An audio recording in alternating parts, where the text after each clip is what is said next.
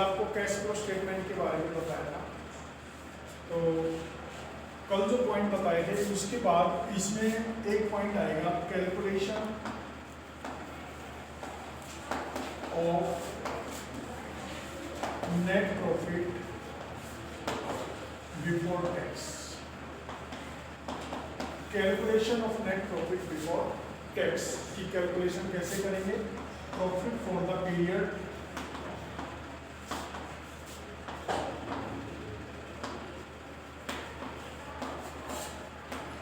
इसमें हम ऐड करेंगे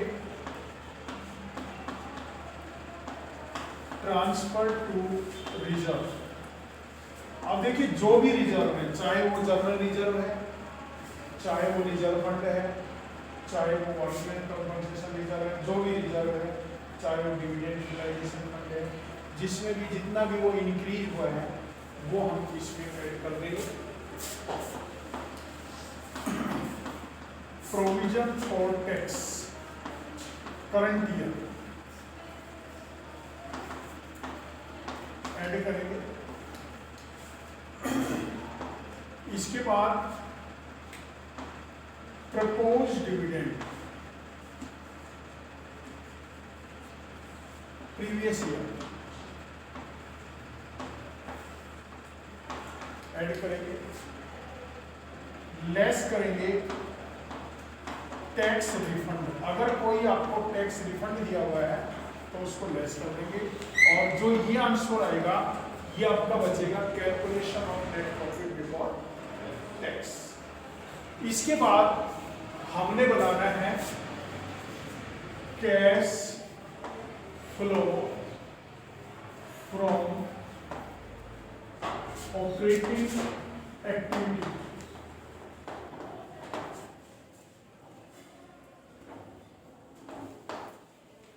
cash flow from operating activity में हम क्या करेंगे? सबसे ऊपर लिखेंगे नेट प्रॉफिट बिफोर टैक्स। ये वाला जो आपने ये कैलकुलेट किया है इसको आपने लिखना है नेट प्रॉफिट बिफोर टैक्स। उसके बाद आपने लिखना है adjustment for non cash and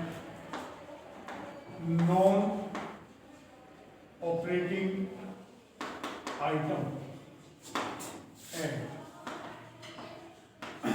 depreciation. अब देखो कोई भी आपको डेप्रिसिएशन दिया हुआ है तो डेप्रिसिएशन को हम क्या करेंगे? ऐड कर देंगे। ठीक है, कोई भी जो डेप्रिसिएशन है डेप्रिसिएशन को क्या करेंगे? ऐड कर देंगे। डेप्रिसिएशन के बाद loss on sales of asset. किसी भी एसेट को बेचने से आपको कोई भी लॉस हुआ है उसको ऐड कर देंगे। इसके बाद हम क्या करेंगे? Goodwill, patents, trademark, copyright,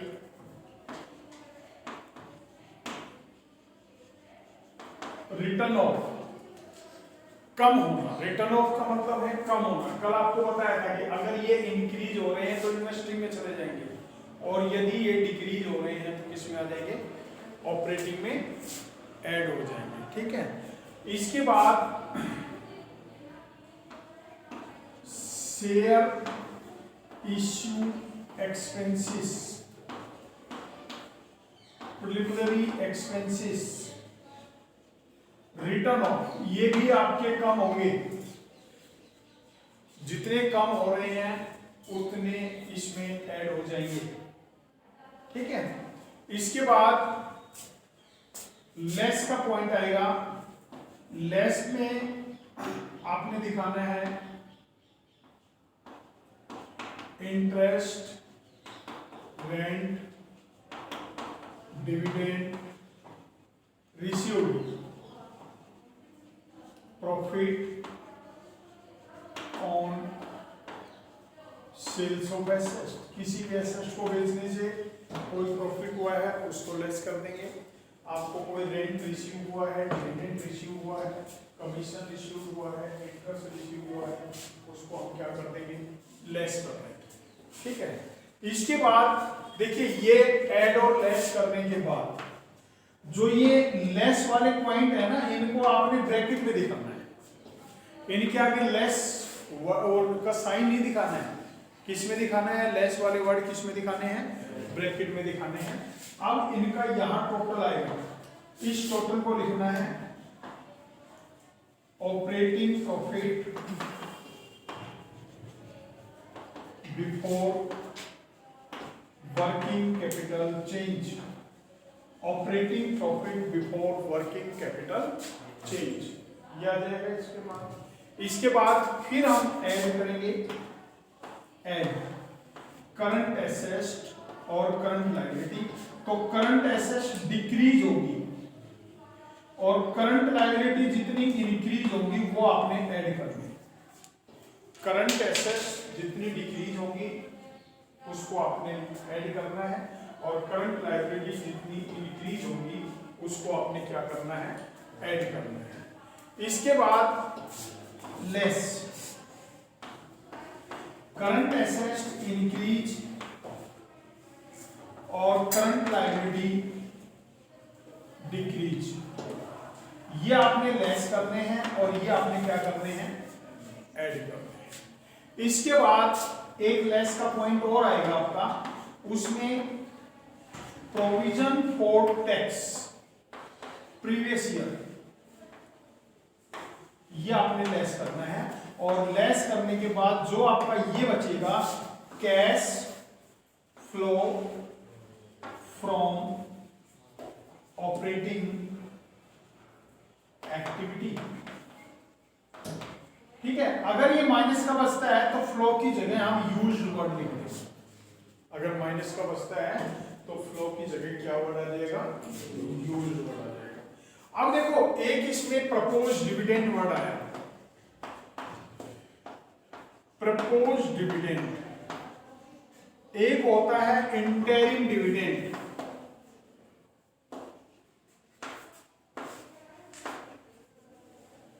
interim dividend क्या होता है? इंटरिम डिविडेंड कंपनी अपने शेयर होल्डर को साल के बीच में ही डिविडेंड डिक्लेयर कर देती है, तो वो इंटरिम डिविडेंड होता है। ठीक है, और जो आपका प्रपोज डिविडेंड है, डिक्लेयर करने के लिए कंपनी ने जो प्रपोज किया हुआ है, प्रपोज डिविडेंड है, तो इसमें हम क्या करेंगे? जो प्रपोज डिविडेंड है ना, जैसे 2020 और 2019, ये करंट ईयर हो गया, ये आपका क्या हो गया? प्रीवियस ईयर हो गया।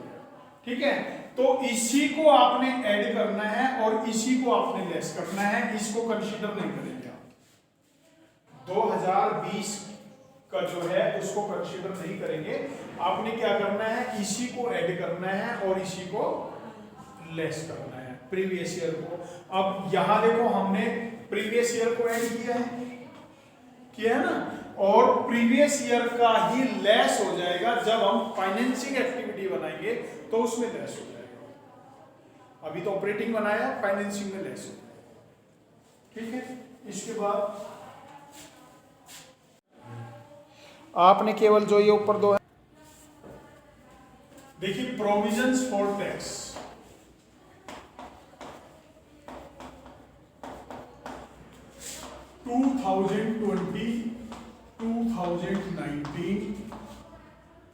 ये दिया हुआ है आपको 10,000 और ये दिया हुआ है आपको 8,000।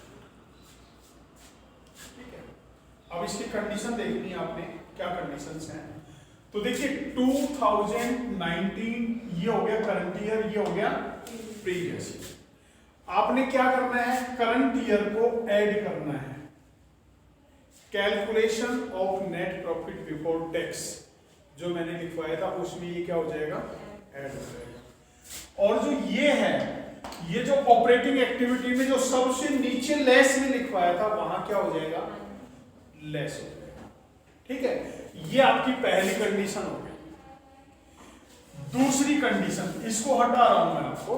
दूसरी कंडीशन क्या है कि ये तो दे रखा है, नीचे एडजस्टमेंट में दे रखा है provisions for tax made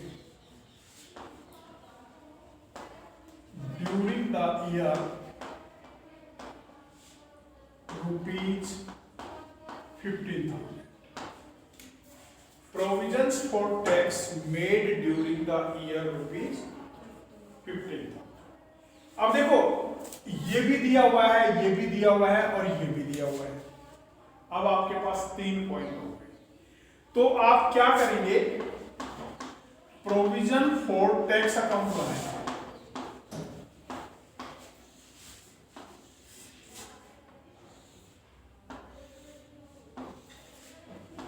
by balance BD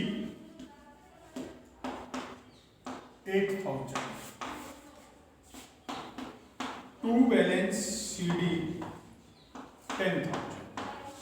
ये ओपनिंग बैलेंस हो गया, ये आपका क्या हो गया, क्लोजिंग बैलेंस। अब इसमें 2 पॉइंट होते हैं, to cash paid by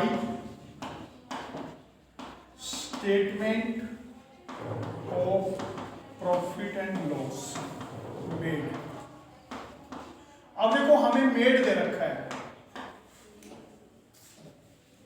made given है ना, तो पेड निकाल देंगे। देखो पेड 13,000 बैलेंस बच गया, ठीक है। तो मेड को प्लस करना है और पेड को क्या करना है, माइनस करना है।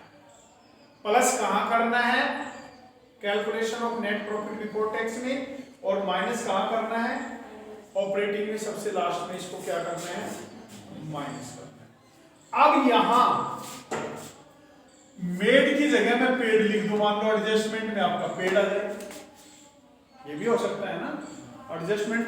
तो ये पेड यहां आ जाएगा, तो ये मेड निकाल लेंगे 17,000।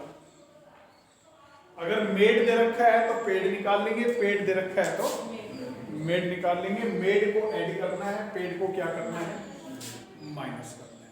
क्लियर हो गए ये पॉइंट। इसके बाद अब देखो, अब तीसरी सिचुएशन क्या है, तीसरी सिचुएशन बस ये है, आपको ये दे रखा है प्रोविजंस फॉर टैक्स पेड और मेड ड्यूरिंग द ईयर। चाहे पेड वर्ड लिख रखा है, चाहे मेड वर्ड लिख रखा है, ड्यूरिंग द ईयर केवल एक लाइन दे रखी है, ऊपर भी कुछ नहीं है, कहीं कुछ नहीं लिखा हुआ है। तो हम क्या करेंगे, इसी अमाउंट को ऐड करना है और इसी अमाउंट को आपने क्या करना है, लेस करना है। लेकिन ये करके दिखाना है, ये नहीं अगली फिर लेस इसी को लेस करना है, इसी को ऐड करना है, तो क्यों हम ऐड लेस ही ना करें, आंसर तो वही आएगा। नहीं, आपने करना है। समझ में आ गया, कोई इसमें कंफ्यूजन पॉइंट है? अब calculation cash flow operating activity from the following profit made during the year.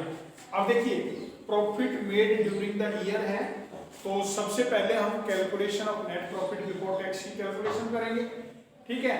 तो प्रॉफिट तो दिया हुआ है, लेकिन प्रोविजंस फॉर टैक्स गिवन नहीं है, प्रपोज डिविडेंड गिवन नहीं है, रिजर्व गिवन नहीं है, जिनको हम ऐड लेस करते हैं। तो जो गिवन नहीं है, तो यही हमारा प्रॉफिट बिफोर टैक्स हो जाएगा, ठीक है। तो यहां लिखेंगे operating cash flow from operating activity.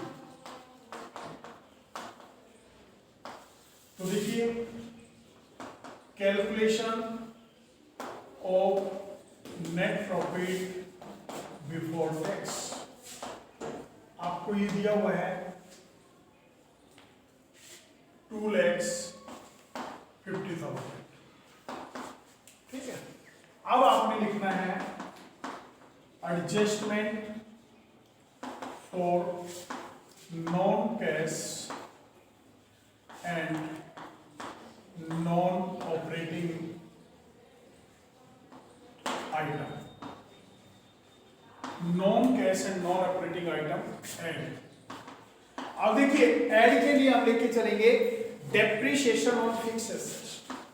Depreciation आपको दिया हुआ है 10,000।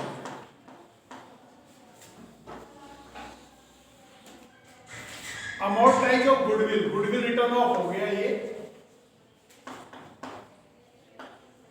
5000। Loss on sales of machinery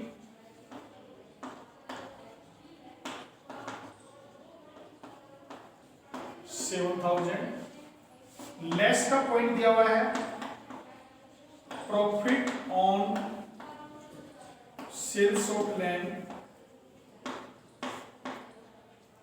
इसके बाद देखिए एड और लेस टीआर। अब देखिए टीआर आपका इंक्रीज हो रहा है तो करंट एसेट्स इंक्रीज हो रही है तो लेस में जाएगा। Increase in TR 1000। Trade payable decrease हो रहा है, करंट लायबिलिटी डिक्रीज हो रही है, लेस में जाएगा। Decrease in trade payable 5000। Prepaid expenses decrease हो रहे हैं, डिक्रीज इन प्रीपेड एक्सपेंसेस 2000। अब आपका क्वेश्चन हो गया कंप्लीट, ठीक है।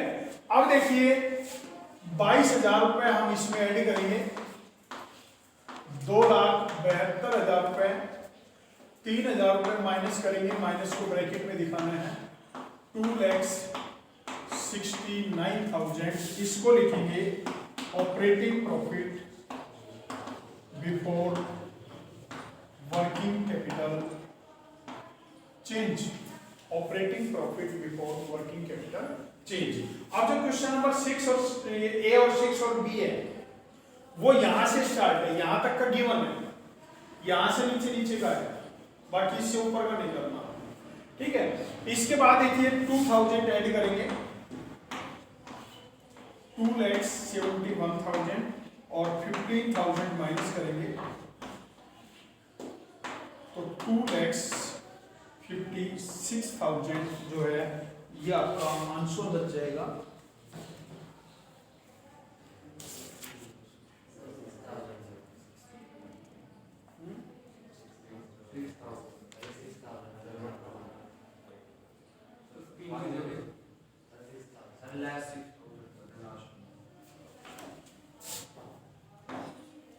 ये बच जाएगा 65, ठीक है।